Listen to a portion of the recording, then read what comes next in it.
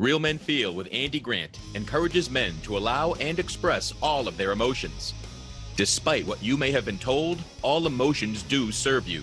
Real Men Feel is committed to engaging in discussions that most men aren't having, but all men can benefit from. All links mentioned in each episode are in the show notes found on the blog at realmenfeel.org. Now let's get to it. Greetings and salutations, everybody. This is your host, Andy Grant. Welcome to another episode of Real Men Feel. This episode is brought to you by mensgroup.com.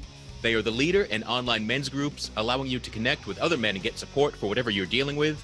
The groups are curated, so you'll be with men in similar circumstances to you, be it dealing with a breakup, parenting, isolation, managing emotions, or anything else. Visit mensgroup.com/RMF for articles, resources, and an opportunity to try a men's group for free. You know, one common challenge I hear from men over and over is a lack of friends and connection. Mensgroup.com/RMF can change that for you. We all go through challenging times and face adversity. And sometimes, like all of 2020, we go through shared adversity. The same challenge of COVID is hitting the entire planet. Times like these require a tremendous level of adaptability and resiliency from all of us. My guest today is a resiliency expert who's been nicknamed the man who refuses to die. Now that's resilient. He is a men's health and wellness expert who survived 3 near-death experiences, including an elective amputation of his right leg below the knee. I'm glad to welcome Erez Avramov to Real Men Feel. Hey, Andy, and hello, everybody. It's great to be here. Thank you for inviting me to your podcast. Yeah, I'm excited to talk to you. And this is a question I never thought I would have to ask anybody, but tell me about your life before your first near-death experience.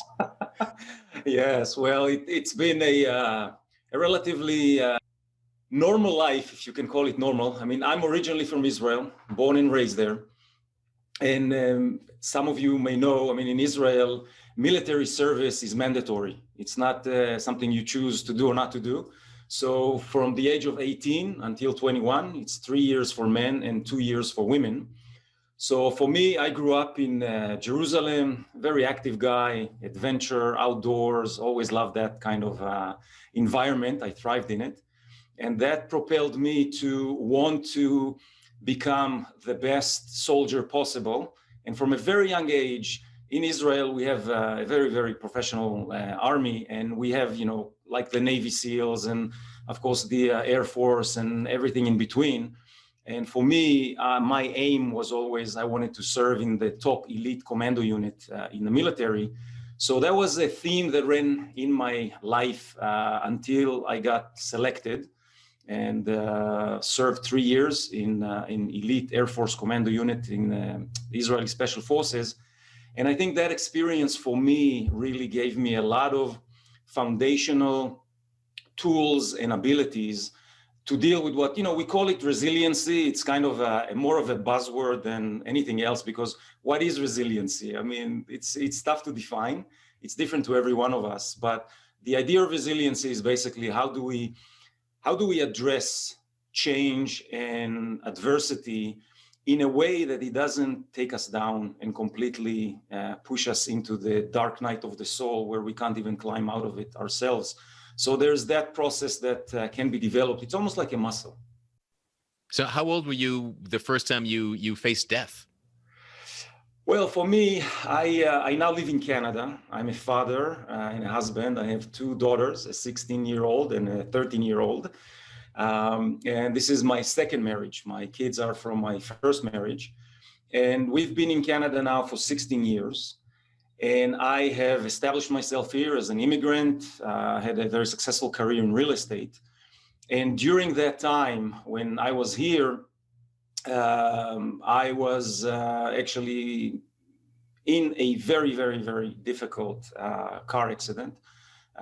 It was a head-on collision with a fully loaded semi-truck. It was snowy conditions here in Western Canada. I live in British Columbia. And my car hit a patch of black ice and just spun out of control, which is not the end of the world. I mean, especially if you live in Canada, you kind of expect to have these experiences from time to time. But this one was different. The car just completely spun out of control and went back and hit the concrete median that divides the 2 lanes and actually launched the car up into the air I landed on the roof of the car and slid backwards into the opposite lane. And that was my first wake-up call. That was a head-on collision with a semi-truck that I am very, very fortunate to be alive today. Chances were very, very slim. I was in coma for 8 days and just fought for my life for that period of time, but was able to stabilize. And that was the biggest change in life that happens in a fraction of a second. And this is what I see today, and I connect with a lot of people, and especially with men that experience this rapid change because something happens. And it doesn't have to be a near-death experience, right? I mean, these situations can happen on multiple levels. It could be a relationship that went south. It could be a financial disaster, a loss of a loved one, challenges in work, losing work, COVID-19. I mean, that brought to the surface a lot of things for us, right? Mm-hmm. Yeah. Have you always been just naturally adaptable, or was it part of the military training that helped you face adversity later on? Like, where does it come from for you? I think we all have it. I think this is a part of human survival kind of mechanisms that are embedded in our DNA. For a lot of us, because life is not challenging to the level of, a commando elite training, for example. I mean, what they do in the military is they make you connect to that primal part of you, which is all about survival and it's all about performance, because they have a system in place that they have perfected it over years, and they basically break you down to the level of sometimes you don't even know who you are and what you do anymore. And then they build you up in a way that you can actually function under pressure. And you are put under a lot of situations and scenarios that test you all the time. Just to give you an example, I mean, we started a group of 1,500 young Israeli fit men that were selected to do this preparation training to go through the selection process. And we ended up 26 by the end of it that actually started active service. Mm. And by the time we finished our active service, there were only 13 of us that made it through. So the system is quite aggressive. Yeah. So I would say you get a good taste of adaptation and how to face difficult situation just by being in a military environment. But for most of us, it doesn't really happen. I mean, we're not exposed to that level of intensity. So it comes in smaller amounts sometimes. But once you're faced with it, there's a process that I've learned, because I've been through this experience, unfortunately, 3 times already. And especially even the divorce was a very, very heavy, difficult time in my life. I was a single dad for 1.5 years. And how do you show up for your kids? What do you do? I mean, it's all adaptation, just in different variations. But there's a silver lining for all of that. The car accident, it certainly gets your attention. The universe is getting your attention with this, did it feel like a message from the get-go that, were you doing things you weren't supposed to? Were you not taking care of yourself? Or was it more a test of your own survivability and adaptability in the rehab and recovery? Like how was the gift? Like, how did you feel about it in the moment? Well, my personal belief, and this is something that has been proven for myself, and I know for a lot of people that I talk to and I interview and I work with that have experienced difficult challenges in their life, there are always amazing lessons in any event like this. And again, it could be life-threatening to that level that when you survive, it opens up a channel that you've never accessed, or it could be anything else that challenged you to a very, very deep level. So for me, it was a blessing in disguise, looking backwards, of course. In retrospect, everything's 2020. But while I was in it, it was a horrific, horrific experience. There was nothing pleasant in it. There was no, positive kind of, oh, it's going to be great. I was completely broken. This accident left me with 10 ribs broken out of 12. My sternum was broken in 2 places. Both my lungs collapsed. My femur was an open fracture of 17 pieces. My ankle was shattered. My liver was lacerated. I mean, my prognosis was I was in a wheelchair, and the prognosis was I wouldn't be able to walk ever, right? Mm. And doing that during a time where I was a single dad, I dated my current wife, Sonia, but we were kind of, dating at the time. I was pretty much raising my children on my own 50% of the time. That was always the arrangement with my ex-wife. And when that happened, everything changed in a way that you cannot foresee the future. When you're in a disaster like this, when your life changes, this is where you're tested on a daily basis because you don't know what the outcome will be. And that's where faith comes in. That's where belief comes in. That's where support comes in. And I found it with people that went through similar things like myself. And I was able to connect to them and kind of gain experience and inspiration. And this was the core and the brainchild of a system that I use today. It's called the sphere of influence. And this is something that I work with in my own life, but also with my clients to really help them go through the process. Because the steps of dealing with adversity and overcome it, not just to survive, not just to go back to where you were, there's a beautiful opportunity there of transformation, which some people are open to it. Others may not see the potential, and everything in their mind is, I just want to go back to where life was. But there's a bigger message in it if you follow it. Yeah, because there's a lot of people, even now with the pandemic, are saying, I want to get back to normal. Like people kind of want to go back to what they were used to, but really there's an invitation for more than that here. Yeah, there is, I found in my life, there is no normal when life changes to such degree. Even with COVID, the normal we had is not going to be the same. It's going to be a different normal. So we can call it the new normal or something like that. But, for what I found was that when my health stabilized and my life started to be somewhat more manageable on pain and I was out of a wheelchair, I was on crutches and everything else. My ankle was injured so severely, it was deformed. I was disabled because of my ankle now, which everybody thought that would be the least of my worries. But that inflicted a tremendous amount of pain. There were months and months of just 24/7 pain, excruciating pain. And talking about adaptability and how we deal with change, for me, it was to look at all options. You kind of become your own researcher, you become kind of a PhD specialist in your area, be that in financials or relationships or health, whatever you're faced with. I'm a great advocate that you have to take responsibility for your journey. You have to learn and be knowledgeable, not to make the decision, instead of a surgeon, but to understand where you're at, because the medical system has a very limited bandwidth. And they can share with you and tell you certain things that they are aware of, but you have to go outside of that if you're faced with something more complicated. And that was the situation for me.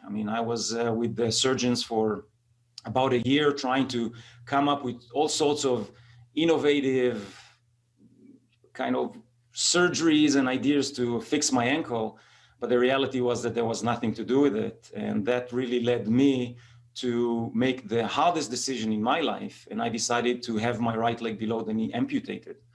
It wasn't from a health concern, so there wasn't anything that was life-threatening and I had to have it removed. But I wanted my life back. I wanted to get rid of the pain, which doesn't necessarily mean that will happen. Once you chop off a limb, you don't know what happens, right? They don't grow back. So you're in that position of getting yourself ready. And that's one of the things that I've learned a lot, that preparation, and that comes from my military days and everything else that I do in business. Preparation is key. There's no way around it. And the more time you have, the better it is sometimes. But even if you don't have a lot of time, there are specific kind of pillars that have to be put in place in order to address it. So for me, that was very useful. And did the amputation, did that resolve the issues you hoped it would resolve? It actually did. It did. And again, in retrospect, was the biggest gift I could expect it. I didn't expect it, to be honest, because during the process of making the decision, I spoke with a lot of amputees, and I always choose to go to the positive and to the possibility. I'm not interested in the tragic and in the stress stories and the complicated situation. I just don't bring it into my worldview. I just don't, because what we expose ourselves to we really become. And it's really, really true. It's not a cliche. So I spoke with amputees that for me were successful. What does it mean? They were athletes, they were active business people, they were speakers, they were travelers. I mean, their loss of a limb or several limbs didn't impact them in a way that, oh my God, my life is over and I'm going to stay in bed all day. On the contrary, a lot of them took it and used that as an opportunity to transform their lives. And that was my driving force. And that is something that I always instill in people that go through difficulties. You have to find something bigger than yourself. You have to really tap into that connection within, that it's not just about you. Yes, in the beginning, of course, it is, but to overcome it and to see the opportunities, you have to go outside of it. Yeah, I often find in my own life and people I talk to that a way to initiate a lot of self-healing is to be of service, to focus on a bigger picture or serve other people in some way. So that's true for you. Yes, that was huge, because I was exposed to amputees that were my mentors.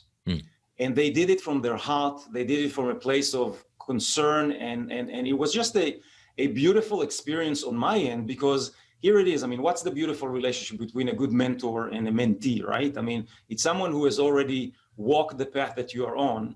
They've achieved certain results and success, or whatever you want to call it, but they are able to go back to the initial stages and relate to where you are initially. Because, you know, when I was about to get the amputation, I mean, some of the amputees I spoke with were 15 years, 20 years into it. They didn't really remember the initial days or what happens and all the rest of it. So that is something that drove me throughout this whole process. And the recovery due to that was remarkable, because I prepared for 1.5 years. That was my PhD. I studied nutrition and alternative healing. And, you know, that's the place where I started to really understand the connection of the mind and the body. And I prepared myself as best I can. This is how I work my life as well, right? This is how I do business, and this is how I do everything. So that was all good leading to the amputation. But when you're on the operating table and the anesthesia kicks in, this is it, right? I mean, nothing is in your control. And that's a big lesson to understand, that there are only certain things that are in our control and the rest is not. And it's very difficult, especially for men, I find it. We really, really thrive when we feel in control, even though that control is very limited. I mean, we see here it is COVID, right? I mean, what do we really have control over, right? Yeah. Do you find that, is it actually controlling things that brings a man comfort and power, or is it the illusion of controlling things as equally as potent? Does that serve our needs as well? That's a great question. I think it's an illusion. I think it's something that we develop for ourselves to feel in control, because the world doesn't make sense on multiple levels, especially when we are faced with adversity and huge change. Nothing makes sense anymore. We question ourselves, we question our reality, our people, our family, our upbringing. Everything comes up to the surface. So there's a feeling of loss of control in a tremendous way. My first feeling of that was after my divorce, right? I thought here I am, an immigrant, and I made it, right? I financially was stable, built a house for my family, have 2 beautiful children, and all of a sudden this entire relationship breaks apart and nothing is in control now, right? So feeling that during that time, and then move into the car accident, that I felt everything was taken away too. I was in a wheelchair. Prognosis was I would never be able to walk probably. And what do you do then? I mean, there's this loss that initially you just want to regain control. You just want to do things you've done before, you know, and even if it's a financial ruin, for example, you just want to earn enough to be where you were, or if it's a relationship, you just want to bring it back to some sort of stability. But the reality is that that's not how life works. It's very different. Yeah. Now, I knew you said you always focus on the positive, but at some point during the recovery from the car accident or from your amputation, were there times where you were just like, why me? And just feeling that self-pity?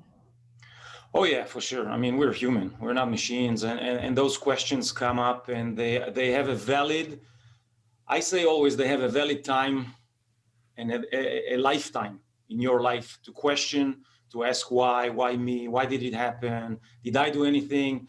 But at the end result is, I always find it, and this is for me at least, and with a lot of people that I work with, it's irrelevant. These are actually questions that take you exactly the opposite way. When something serious happens in your life and you start to ask yourself, why me, why did it happen, and all the rest of it, it will bring you some solace in terms of maybe a psychological understanding, a process. Maybe there are patterns that are repetitive. Maybe there's a certain way you walk in this world that brings these situations into your life. That's the validity that I would definitely say it's something beneficial.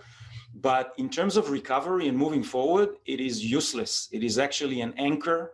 I attest this like it's like a mooring line of a boat that is anchored in the harbor, right? And the engines are on and you want to go forward, but those ropes are just not going to let you go. And unless you sever them and you decide to shift and move forward, there is very, very slim chance that that momentum will be fast enough to overcome what you're faced with. And then you're stuck in it. It's like, a hamster wheel. You see a little bit of movement and progression, and all of a sudden something comes at you and you crash again and fall into depression. And I mean, I've been there. I've been depressed like hell. I had suicidal thoughts. I had lost faith in life. I have lost faith in people.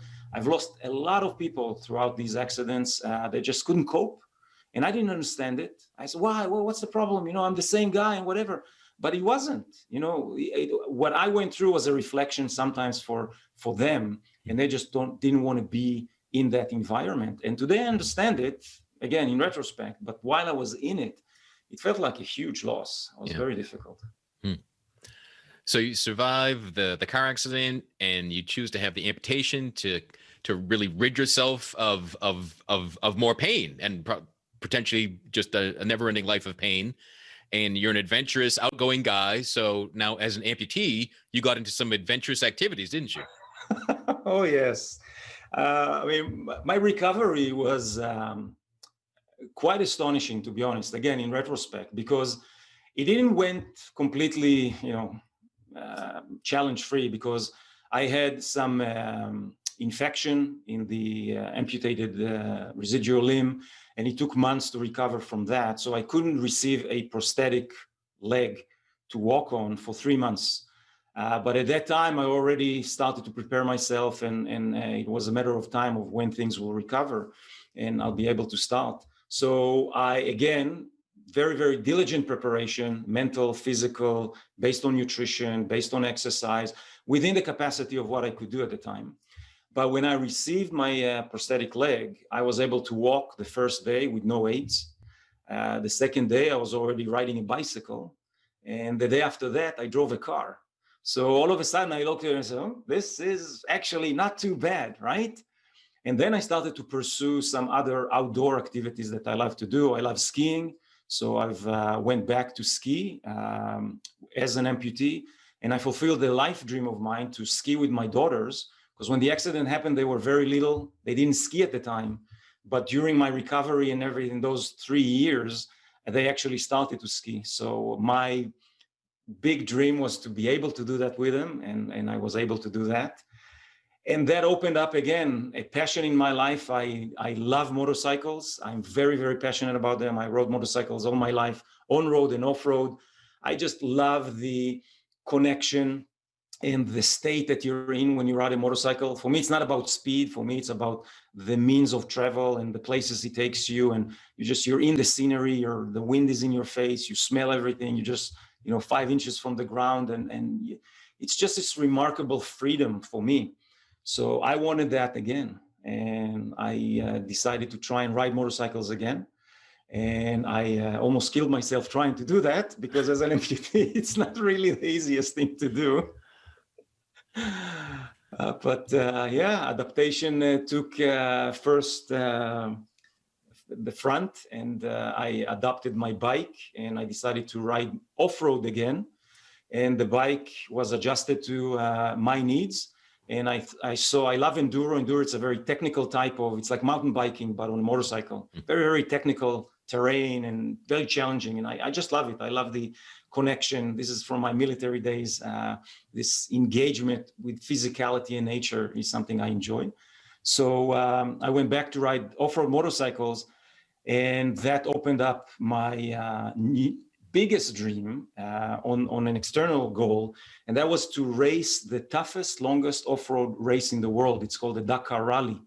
It's like the Everest of off-road motorcycling. It's 7 days, 9,000 kilometers, a very, very challenging, extreme type of adventure race. And I wanted to race it. And I realized that as an amputee, first of all, nobody has done it on a motorcycle. And second of all, I was so good at being able to control the bike and do everything that I decided to pursue that. So that was a year and a half of Olympic training and focus on that target, big time. Wow. So let me get this, to clarify this, because it's hard to believe. So this was not an amputee motorcycle race at all? No. This is a normal, able-bodied race. Yes. So what did the organizers think when you first applied or tried to enter this?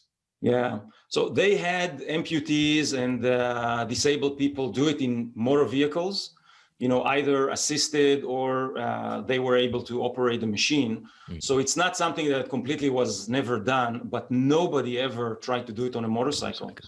So for me, realizing that was could be the first opportunity in the history of that race to do it as an amputee, kind of got me a lot of media attention and sponsorships and training all over North America and everywhere else, which was a beautiful experience, but it was intense. Riding motorcycles, especially high speeds, and these desert races, you use a navigation instrument on your handlebars. So you're always looking at the navigation tower and the terrain ahead of you, and you try to make sense of it all. So on a motorcycle, one mistake and you're out, right? Right. And that was my second near-death experience, actually. It was that mistake because it came about, again, you don't expect them, but I was racing in Mexico, in Baja, one of the pre-qualifying races.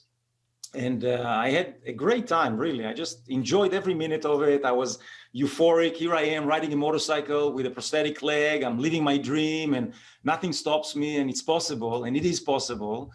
But one mistake and I hit an obstacle and the bike launched into the air. I lost control, of course, flew over the handlebars. And while I was in the air, this is how surreal it is, right? So I see my bike flipping next to me and I am kind of in the air. And I told myself, if I come out of this alive, I'm done. What am I doing? I have a beautiful wife, beautiful daughters, beautiful life. After everything I went through, why am I risking my life again to such degree, right? And I crashed on my back, broke 7 ribs, punctured my lung, dislocated my shoulder, broke my hand, and managed to get out of it. But that was a realization that these goals, these physical goals, have room for recovery, right? This is what helps us recover. But they're not for the long run. Definitely not for the long run. So how did you answer that question of, why am I risking my life again? What was your answer? I'm sure you pondered that often. For sure. And again, in retrospect, it fulfilled something for me as a man. I wanted to prove myself that even though I'm an amputee, I am not disabled. I can do whatever I want. Even the biggest challenge, the physical challenge I could imagine physically, I can still do it. It supported my ego. It supported my manhood. It gave me recognition from other people. And I was just in the whirlpool of this whole experience, just intoxicated by it all. And to be honest, it served me very, very well, because when you get hit to that degree, and it doesn't matter what happens to you, as I said, it doesn't have to be these extreme accidents and life-threatening situations. You have to, in order to overcome whatever you're faced with, you have to take your life to the next level. You have to put in front of you a goal that is beyond your reach. And the one you choose, it depends on you. I chose a physical goal, others choose different types of goals. But I find it as a very, very powerful vehicle for transformation, for coping, because it makes you do things that without it, you wouldn't necessarily do. I got the fittest I've ever been because of that race. I got the sharpest and the most time productive and strategic planning abilities that I've ever, that served in across life after that as well, right? So there are lots of benefits to it. But I decided to drop it after that. So it really is again a message of enjoying the journey, not the destination. So you know, it could be seen that you didn't make it to that you didn't make it to that goal, but you reaped a lot of benefits along the way. Yeah, and I think that the destination itself, again, for me, and I'm sure for a lot of your listeners probably that go through different challenges, it is true. It is about the journey, because there is no destination. Even if there is a destination, it's a milestone. It's not really a destination. You know, recovery or, you know, managing some sort of financial disaster or a relationship issue.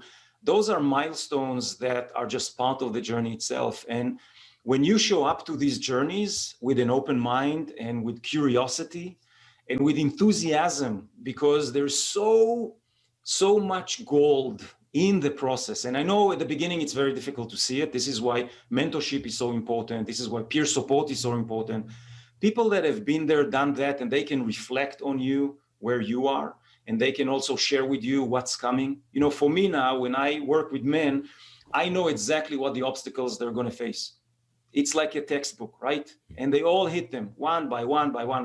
But now, you know, okay, this is going to come up. This is how you can prepare for it. This is how you'll deal with it. This is the difficulties that will show up. And then you have more confidence in the process, which allows you to, at the end, transform the situation into something beneficial instead of being a victim of it. So you've successfully avoided death once. Take on more physical, new challenge to give yourself motivated and enthusiastic and make some changes and escape death again. And now at this point, you've kind of sound like you retire from the extreme sports. You retire from courting death, perhaps. Yes. But yet there's another near-death experience for you. Yeah, because sometimes, you know, to really learn, you have to go through the lesson several times. But for me, you know, I stopped chasing the physical realm because I realized that as a young man, and especially because of my military service, what they do in the military service, they take away fear. They take away intuition of that red line to levels that are just not humane. They really are not. So the risk levels soldiers in that capacity are able to take look insane to someone from the sidelines because it doesn't make sense.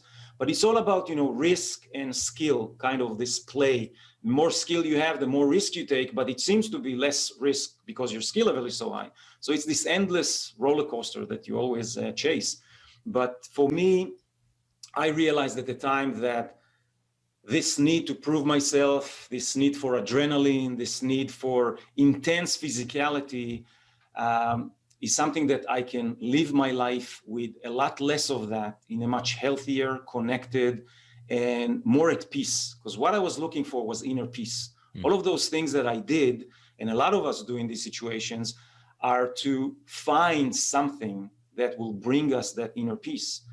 And after the second near-death experience, I actually found it because I went into these 2 beautiful years.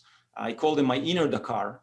And those were remarkable years. I studied with the best teachers and doctors and spiritual leaders. And I studied nutrition to a very high level and physical activity. And again, the mind, I was always fascinated by the mind and how we behave and why we do certain things and what makes us tick and all of that. So it was just a remarkable, remarkable journey. And that was the brainchild of the Life Rebuilder Academy. The Life Rebuilder Academy is an educational hub that I teach people how to, you know, it's not even deal with adversity. It's how to take a challenge and turn it into an opportunity, but not in a, you know, kind of a rudimentary way, but actually show up to it in a way that can actually be useful for you, for your family, for your future goals. And these are all customized journeys. I work one-on-one and really give people the roadmap of what's possible, how to get there, what the obstacles are going to be, and kind of together walk this path into something much, much bigger that initially they can't even imagine, they can't even dream it's possible.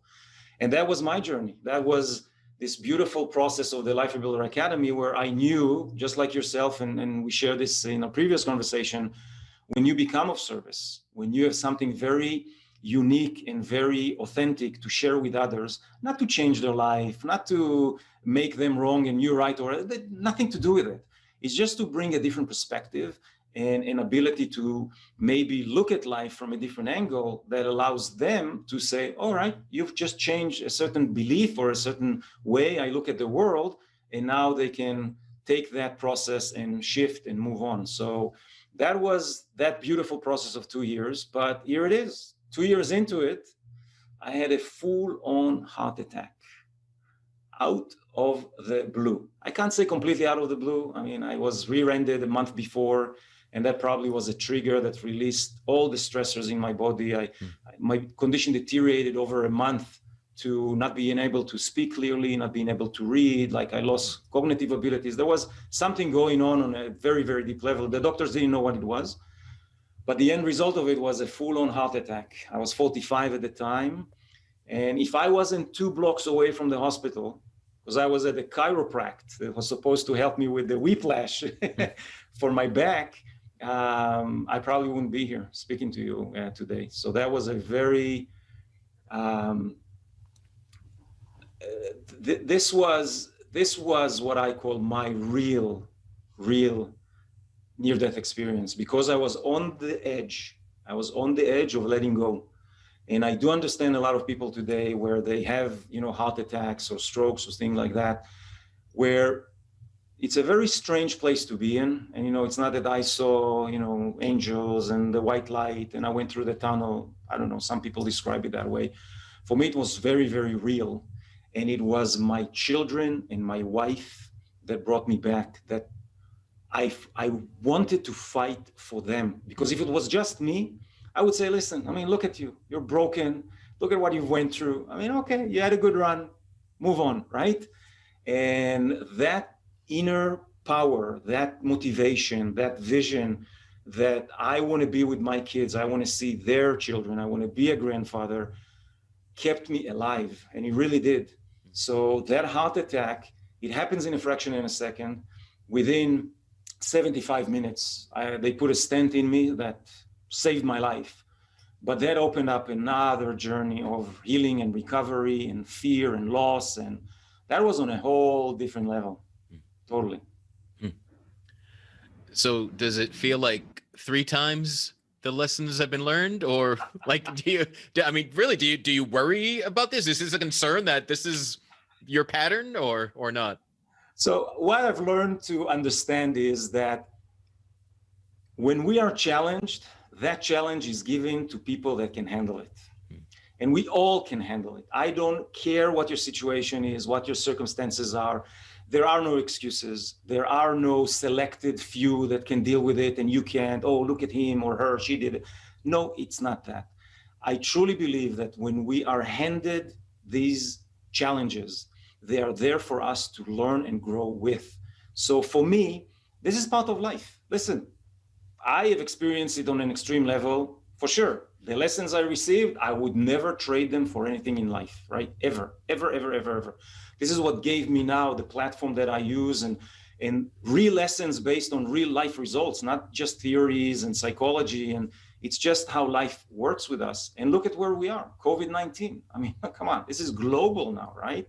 So I think it's something that we can all handle in a way that can help us. Yeah, I wanted to ask, why do you think we as human beings get tested? Why do these challenges seem to happen to us? Mm-hmm. I don't think it's anything. There's anything wrong with it. This is life. This is real life. Life changes. Life will test us on many levels. Life has a lot of uncertainties for us as humans. We think we have, again, it goes back to the conversation we had about control. We think we have control. We think we can build a life and everything will be on schedule and as we used to, and it's never the case. I don't look for reasons. I don't think it matters. I think that the experience that you're going through is your opportunity to show up and do something unique for yourself and for your family. And that's your opportunity. And it can be, and it always comes in devastating packages, right? Financial ruins, medical situations, breakups. I mean, unfortunately, I've been involved in the spiritual community for a while, and there's always these people that say, oh, no, you can do life so calm and peaceful and no challenges. And I'm sorry, I haven't met a strong person that has really understood the dynamics of life, not understand life. I don't think anybody can understand it, but that didn't go through these immense challenges that brought to the surface everything else to deal with. And then the outcome was those beautiful lessons. It's just the way it goes. So like you, I do believe that there is a gift in all adversity. Every challenge has the solution in it. There's something to gain. But why do some people miss seeing those gifts? That's, again, a great question. And from what I've seen so far, and I don't know if it, applies to everybody, but I think sometimes when you are hit so hard, you lose perspective. And if you didn't see the opportunity before that disaster happened to you, and you have a tendency to be more, I don't like to use those words, I become a victim of the situation, but the situation takes over, right? It controls you and you lose control of everything, right? Something that I teach is the sphere of control. You can always control what you hold in your hands, how you feed your body, how you feed your mind. That's in your control. And that's the steps that you can take in order to overcome what you are challenged with. But some people that are unable to see that this way, I think it's a lack of perspective. It's not that something is wrong with them. It's not that they don't have the inner strength to do it. They just weren't exposed to the opportunity in it. And podcasts like yourself and the work that you do and everything around it just plants a seed in our minds to say, you know what, even if this horrific thing happened, and I use my life story, 3 near-death experiences. I tell the story, and I think this is like, what is it? It's a story from Hollywood or something. This is not real. It's not real life. It can't be real life. It's my life. But it is so true that when you start to look at it from that perspective, you will find ways to overcome it and use it for growth. Yeah. I always say you can't change anything until you're aware of it. So much like saying, if you're not aware that there could be a gift, you're not even, it's not a possibility. It's beyond mindset. It's not possible because you're not aware that it could be. That's right. And people that just accept, again, life happened to me. I'm a victim. I have no control. And so much like there's always something to be grateful for, you're saying there's always something that you can control. Mm-hmm. And just so it's might start your coming back up to feeling in control of your life more begins with noticing those smaller things. Yeah. And for me, it comes with control of the body. That's the first physical area that you can take control over, because you can decide what you eat and what you feed yourself with. We know today, scientifically it's proven, but it's been known for centuries. There's a direct connection between our gut and our brain. The microbiome that we see today is like the second brain in our body, is a huge facilitator of emotional healing and mood control and everything else. So you can change the way you see the world by how you eat. This is how fundamentally mind-blowing this is. But for a lot of people, we just don't see the power in. Oh, what are you talking about? I'm going to eat just lettuce and life will change. No, that's not the case. But you feed your body in a way that it can use those nutrients to allow the mind to become clearer. And only then, when the mind is clear, now you can start and look at different perspectives and start and shift. So for me, that's the entry point. It's always through the body. This is my speciality, is in health and wellness, because when this machine functions properly, this can start and work properly. Then our thoughts, our emotions, and everything we do is related. And now we can see the opportunity instead of not being able to even acknowledge it. Cool. Well, Erez, I'm certainly glad you're still here, and I hope you are not challenging yourself in those ways going forward. But you still find plenty of gifts, Thank you. And we really rushed through your very deep and powerful story. So what's the best way for people to get in touch with you, to learn more about you and the Rebuilder Academy? So I'm always very, very available, and I'm accessible. So people can find me either through my website, erezavramov.com, social media, Instagram, Facebook, I'm there under the same Erez Avramov. And if they want to reach out, my phone number, I'm glad to give it to people. That's how approachable I am. It's not something I hide behind or anything. That's my direct number, and it's 604-767-2032. And I always encourage people, they can text, they can call. I love to see where they're at, and if there's a room for me to help them, then even better. All right, beautiful. And we'll be sure to have links to all that and the number. And if you didn't catch it right now, visit realmenfeel.org. In the show notes for this episode, we'll have all the ways you can reach out, go deeper into the story, and perhaps work with Erez to rebuild, to discover and overcome the challenges in your life, and to see the gifts, and really to enjoy the journey. I find for myself, I have spent years just in victimhood and did believe that life happened to me, but no, we are all powerful creators, and we can be creating kind of unconsciously without really knowing it, or we can take control and create more consciously. So true. Cool. So you got anything coming up that you have a goal, that have you excitement around? What's getting you fueled up right now? Well, there are two things. One of them is I'm going to do a TEDx talk in Vancouver, Canada next year, which is a big undertaking and a big goal for me. So that's going to be a beautiful process to go through. I'm writing my book, so that's another big goal. It's just another deep experience on multiple levels. And the Life Rebuilder Academy is growing. I mean, today, one of the areas that I found, especially after my heart attack, is that there is a huge gap for men between what the medical system can provide them and what are the real opportunities that they have. So I've created a program called the Heart Guardian System. And it's a program where men that suffer either from heart disease or high cholesterol, high blood pressure, high blood sugar, they're challenged with a health condition, and they're looking for a way to get it under control. And again, not to heal it completely. I mean, some of these conditions are difficult to work with, but how to get it under control and move with it to the next level. So that's a program that I just launched earlier this year. Beautiful. And there's more to come early next year. Always more to come. That's awesome. Yeah. That's awesome. Again, thanks, Erez, for being here, sharing your time and your story. Thanks, everyone, for listening. Visit realmenfeel.org. We'll have links to everything that Erez is up to. You can go deeper and see if what connects with you, and to get your resiliency back on track. This episode of Real Men Feel is brought to you by mensgroup.com. Visit mensgroup.com/RMF for more information and an opportunity to try Men's Group for free. Could be another way to increase your resiliency and to enjoy life more and take control. Until next time, be good to yourself. Thank you for listening to Real Men Feel. Contact us at realmenfeel@gmail.com. Learn more about author, coach, and healer Andy Grant at theandygrant.com. If you enjoyed this episode, it would help us greatly if you gave a review wherever you are listening right now. It takes less than a minute and helps other people discover Real Men Feel.